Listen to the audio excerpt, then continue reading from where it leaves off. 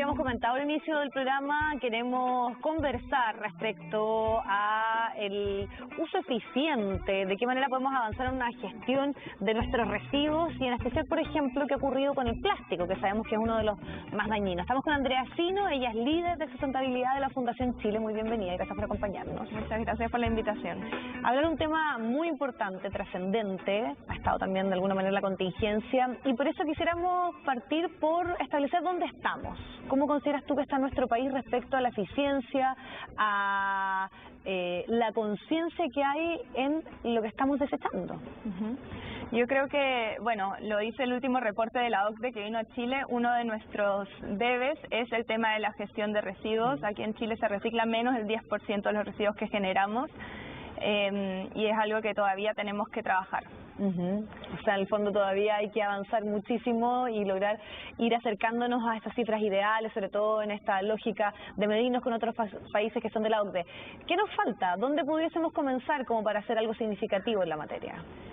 El tema de residuos, obviamente, por un lado es el ciudadano, cómo se maneja él con los residuos, cuántos residuos generamos. Si nos vemos en el gráfico de la OCDE, como país OCDE somos un país que genera muy pocos residuos, sin embargo, si lo acomodamos por ingreso, por PIB, estamos generando muchos residuos. Entonces se dice que somos un país rico al generar residuos, pero pobre al gestionarlos. Perfecto. Y eso tiene mucho que ver también con cómo desarrollamos esta cadena de reciclaje, ¿no es cierto? Que parte desde el diseño de los productos, pero también toda la infraestructura de recolección, segregación, logística y reciclaje que estamos muy al debe.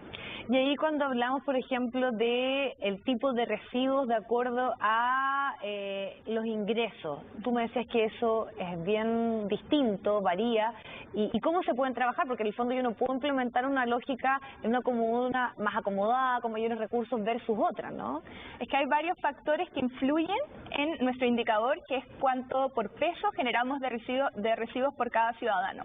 Entonces pueden haber comunas que de pronto tienen menos ingresos y por lo tanto menos poder adquisitivo, y uno asumiría, bueno, generan menos residuos, pero hay otros factores que entran, como por ejemplo, cómo es la caracterización de esos residuos. Normalmente en familias de menores ingresos hay mayor cantidad de residuos orgánicos y menos plásticos y papel, que son los que pesan menos. Entonces eso sube la cantidad de residuos generados, porque el orgánico pesa mucho más.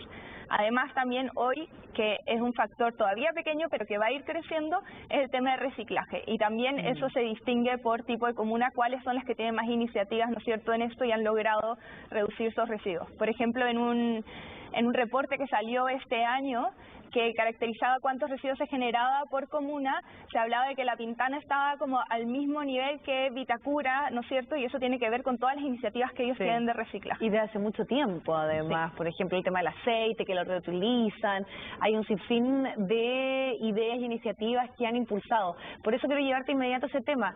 ¿Qué tanta responsabilidad tiene, por ejemplo, un alcalde, lo que pueda hacer un gobierno regional, eventualmente un país, su normativa, pero también la responsabilidad que tiene cada uno? Sí, entonces los municipios en general, bueno, ellos tienen una responsabilidad muy grande porque ellos son los que definen cómo se va a hacer la recolección en las casas, ¿no es cierto? Y al final está muy comprobado en otros países que ya han pasado por esta experiencia. Por ejemplo, el Reino Unido, que empezó en 10 años, fue de 3 a 40% de reciclaje, tuvo que ver con instalar en las casas la recolección separada, que hoy en la mayor parte de Chile no tenemos, pero es algo que viene, y viene, obviamente puede ser por iniciativa de los municipios, que ahí es un tema de que ellos manejan sus costos, pero también viene por normativa. Nosotros hoy tenemos la ley de responsabilidad extendida del productor, que va a obligar a las zonas que tengan cierta población, cierta cantidad de población, a tener estos sistemas de recolección separados, porque hay que cubrir un 85% de la población con esta separación. Perfecto. Bueno, tú me decías que una cosa que en nuestro país fue un giro bien trascendente tiene que ver con el tema del plástico. Por ejemplo, también esto comenzó en algunas comunas, sobre todo comunas costeras, donde fueron eliminados las bolsas, ya nos hemos adaptado, que tenemos que ir al supermercado y llevar nuestra propia bolsa. ¿Cómo ves tú que una normativa de esa índole impacta en un país? ¿Cuánto ha generado? Ya me imagino que deben haber algunos datos que hablen de lo que significa este cambio en el uso del plástico. Sí, es importante cuando hablamos del uso del plástico saber que el problema no es el plástico en sí. El plástico es un muy buen material que lo usamos en todo, desde la ropa, los aparatos electrónicos, está en lo que usamos día a día, sino el problema es el uso que nosotros hoy le estamos dando a ese plástico. Si lo usamos un material de estas características, que es durable, es resistente, en un producto que vamos a usar una sola vez y desecharlo, quizás no tiene tanto sentido, quizás hay que diseñar ese producto distinto, ¿no? Pero hay que pensar en el plástico como un sistema. Entonces no se trata solo de prohibiciones, sino de ver cuáles son los diseños adecuados, para qué usos los necesitamos y cuáles son los sistemas de gestión que necesitamos para que esto circule.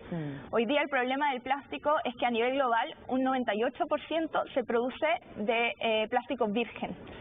Entonces estamos extrayendo hidrocarburos para producirlo, ¿cierto? Y solo un 2% vuelve de contenido de plástico reciclado, solo un 2% vuelve a la cadena. Si nosotros tuviéramos una mejor distribución, ¿no es cierto?, de uso de plástico reciclado, entonces el problema no es el material, porque ya estamos eliminando todos esos impactos de extracción, ¿no? Y no lo estamos desechando al medio ambiente. Y eso tal vez es algo que se debiese estar empujando, revisando en este momento en nuestro país, esa reutilización. Sí, definitivamente a nivel de gobierno este cambio de visión empieza con esta ley de responsabilidad extendida al productor, donde todos los actores de la cadena, las empresas sí, pero desde los productores de plástico hasta los recicladores, todos, y además los otros organismos como los municipios tienen que repensar todo este sistema de cómo va a funcionar para que podamos llegar a estas metas comunes. Y nosotros en la Fundación Chile, alineados a eso, hemos generado una iniciativa que se llama el Pacto de los Plásticos, donde también el foco es ser una plataforma neutra entre todos estos distintos actores que tienen intereses muy distintos, pero alinearlos todos en ir construyendo hacia este mismo objetivo, que es que el plástico mantenga su valor en el sistema y no termine en el medio ambiente. Claro, que además cumple una función súper particular, que era lo que tú también decías. Pero hay algunos que van un poquito más allá y creen que esto ya es un cambio cultural, que aquí necesariamente sabemos lo importante que es la educación, esperamos que esas nuevas generaciones que se están formando tengan una mayor conciencia respecto al tema, pero de alguna manera el llamado también está a revisar el consumo, un consumo excesivo, el tema de la ropa, muchas veces que tiene un uso muy acotado, y eso ha significado también que seguramente es más barata, pero también no puede durar mucho más. Eso, ¿qué tan importante es que también se incorpore esa reflexión cuando hablamos del tema de los residuos? El consumidor, de todas maneras, es un actor clave en estos sistemas, sea de cualquier material. Si tú lo diseñas perfecto y tienes el sistema de reciclaje, pero el consumidor no hace de su parte, no lo usa de manera adecuada y lo dispone de manera adecuada, entonces nada en la cadena funciona y terminamos con un sistema que no funciona en realidad. Entonces los consumidores hoy también hay que reconocer que sí hay una mayor conciencia, sobre todo en el tema de los plásticos. O sea, las empresas han empezado a tener foco en esto. ¿Por qué? Porque han sido demandas de los consumidores, de las ONGs, de la ciudadanía realmente, que ha visto este impacto, porque el plástico al final es lo más visible, ¿no? Yo lo veo en las playas, etcétera, entonces me afecta más. Es más fácil de entender que el cambio climático, digamos, que es algo que yo no veo. Entonces, el ciudadano está empezando a concientizarse más, pero ahora también tiene que educarse, porque no solo basta con decir, oye, esto es un problema, sino, bueno, ¿cuál es mi rol como ciudadano y qué puedo hacer yo? Desde reducir, usar mejor y disponer de manera adecuada para que este ciclo funcione. Sí, y además también, si lo pensamos, hay ciertos elementos que ya son absolutamente parte de nuestra vida, por ejemplo tecnología, que también generan muchísimos residuos. O sea, la vida útil de lo que era, por ejemplo, un microondas, un refrigerador, un computador, antes era de muchos años, ahora es muy corta, y eso también yo veo que hay un sinfín de iniciativas, pero ¿qué debemos hacer? Porque de repente uno no sabe dónde llevar ese residuo que quedó de algo que ya no funciona, y vamos generando ahí la problemática que está presente respecto al tema de la basura, ¿no? Eso es un tema electrónica. Sí, el tema de los aparatos electrónicos es un tema súper relevante y es un foco de la economía circular a nivel global. sí hay una obsolescencia programada que llamamos, que en verdad nos venden cosas que están hechas por negocio para durar una cierta cantidad y después reemplazarla por algo mejor, también porque la tecnología avanza muy rápido, entonces independiente de que siga funcionando, si sale algo nuevo, la gente busca esa última tecnología, ¿no? Ahí igual, hay un rol de gobierno, hay un rol de las empresas y hay un rol de los consumidores y de cómo cambiamos este modelo de forma que quizás estos aparatos no sean de los consumidores, sino sean prestados para que vuelvan a las empresas, ¿no es cierto? Estos modelos de servicio en vez de producto. Entonces yo el celular me quiero cambiar a otro y lo devuelvo y luego saco el otro, ¿cierto? Entonces así tenemos una mejor gestión del material y las empresas mismas, esos residuos, tienen un valor económico, sobre todo los aparatos eléctricos y electrónicos. Y eso puede hacer que cambie el foco de la empresa, que tal vez es una de las cosas más difíciles, por lo que tú decías, una obsolescencia que está netamente programada para que luego tú consumas algo más. En el fondo hay una estrategia de negocio, podríamos decirlo, detrás de eso. Pero seguramente si me abarata la producción de un elemento, el ya tener uno de ellos, puede generar una mayor responsabilidad también, ¿o no? Sí, además puede ser incluso una oportunidad económica el cambiar este modelo, porque al final son recursos que tú estás manteniendo en tu poder, por así decirlo, como empresa, entonces tú los puedes reutilizar y no los tienes que extraer de nuevo. Pero el consumidor también juega una parte importante en esto. Hoy en Chile somos uno de los países que más generamos residuos de aparatos eléctricos y electrónicos. Generamos como 9 kilos por persona por año y eso está programado a subir como un 40% en los próximos 10 años. Entonces va a subir mucho porque, claro, ahora hay más tecnología en todo. 9 kilos por persona. 9 kilos por persona y se recicla 3,4 en Chile, que es muy bajo. Ahora, acá la mitad. Sí, y en Chile tenemos el tema de que acá no producimos la mayoría de estos aparatos eléctricos electrónicos, los importamos, entonces no está la capacidad ni necesariamente de mantención, de mantención puede ser, pero de reciclaje, de reutilizar estos recursos para producir nuevamente.